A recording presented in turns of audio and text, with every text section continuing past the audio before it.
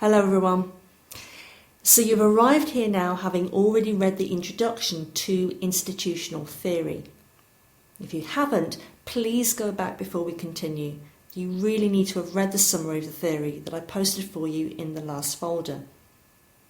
So if you have read it, excellent.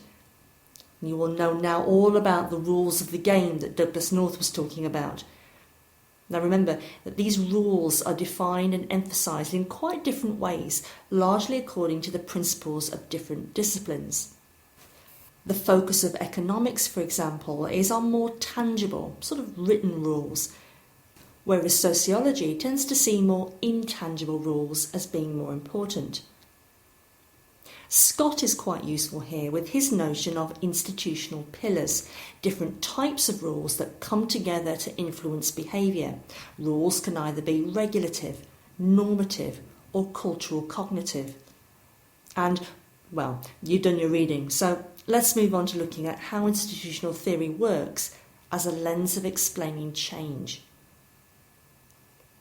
Let's move to look at an example of how institutional theory can be used in practice to explain change in a set of industry norms. So the paper is from Hyatt et al. It's from 1999, which is a little old now, but because it's a historical case study and the application of institutional theory is still relevant today, we don't really have to worry about the date of the paper too much. So the title of the paper is called From Pabst to Pepsi, and you can find the full paper in this same folder. Pabst was a brewery and, well, Pepsi-Cola, you all know. This was a paper that explored an example of purposefully crafted disruption. What I mean by that is that it is an example of change that did not happen by accident.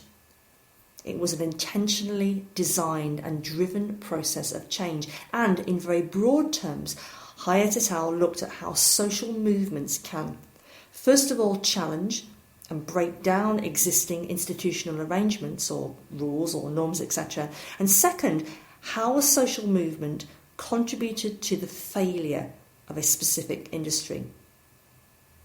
And third, how this failure created market space for entrepreneurs to exploit. The context of the study is the period of Prohibition in the US, and it focuses on the activities of the women's Christian temperance movement. This was a small, localised organisation with just a handful of members that grew into a major political force with a very anti-alcohol agenda. This agenda aggressively targeted breweries that were seen as evil. But the movement also targeted the public. The women urged people to pledge abstinence from alcohol, and they used emotionality towards children, for instance. You can see here an example of a pledge where someone, a Mrs. Agnes Cole, I think, has pledged their abstinence and has been given a certificate to prove their intention. Here we can see an example of the movement's marketing material for their political agenda. So, like all advertising, you can see a fair bit of manipulation here. Vote in favour of maintaining the legalisation of breweries, and this means you'll be feeding the fat, rich brewery owner on the left there of your screens. But if you vote dry, i.e. that you support prohibition, you are voting to save poor women and children.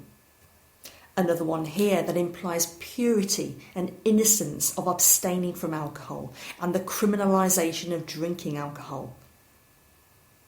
This is my personal favourite, that documents the devil's toboggan slide into depravity.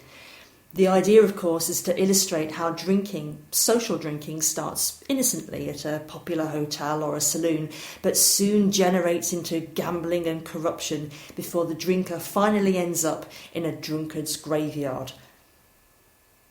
So, the women's Christian temperance movement was trying to change norms, beliefs, or institutions around drinking behaviour and alcohol.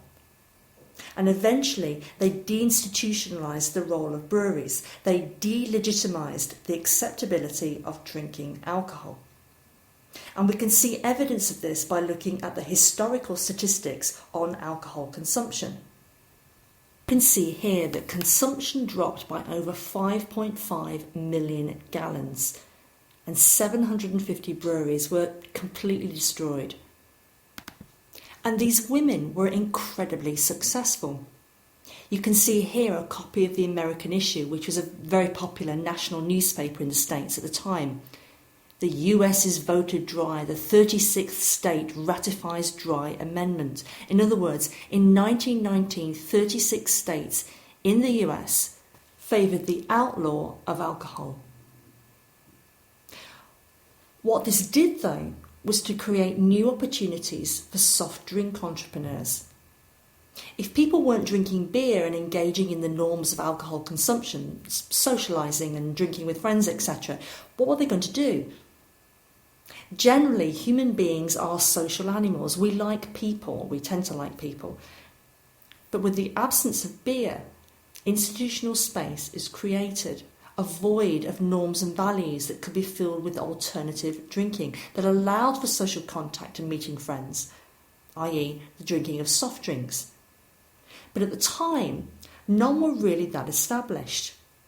After all, up until then, people had been drinking beer. So soft drink firms started to emerge.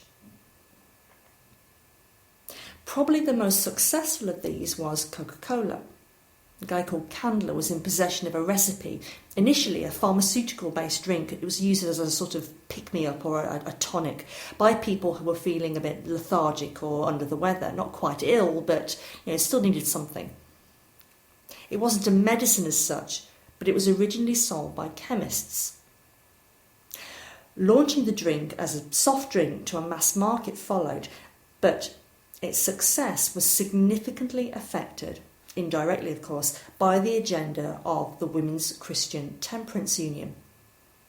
They had educated the market and soft drink entrepreneurs. They established new values and new norms surrounding drinking behaviour, and this created a market pull. Entrepreneurs could see the opportunities in the market, and there was a clear demand in the market for an alternative to beer. And remember, the Women's Christian Temperance Union had also delegitimised breweries as well. So the competition for soft drink entrepreneurs was not that great.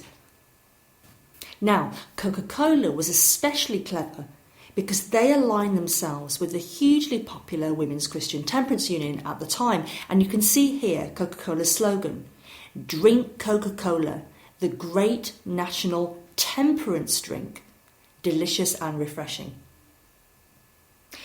Other soft drink entrepreneurs followed, and in 1900 there were 2,763 soft drink companies in operation. These generated a revenue of around $23 million, which was a huge amount of money at that time. And in 1919, this had risen to $135 million, so obviously a growing market. And companies grew increasingly clever in their own marketing activity. XXX originally named, for example, their main soft drink as Root Tea, but they recognised that some people still miss drinking beer, or at least the social process of drinking beer. So they renamed their drink as Root Beer in 1918, which, as you know from today, has absolutely no alcohol in it at all. But the name kind of implies a nostalgia surrounding drinking beer. So deinstitutionalisation of the values, breakdown of the values surrounding alcoholic consumption made it absolutely impossible for breweries to maintain their position. It was impossible for breweries, some of which were still existing, remember, to defend their market space. So now we've explored the case in summary form, we should go probably a little bit deeper. Read Hyatt et al.'s paper that I've attached right after this audio and ask yourself the following question. Why was the women's Christian temperance movement so successful? Have a think, and then when you're ready, move on to the next folder. Oh, and by the way, I found some original footage of the women's Christian temperance movement on YouTube. I put some links in this folder too. They're not a compulsory part of the course, but they might make you smile. Okay, so that's all for now. I'll see you later.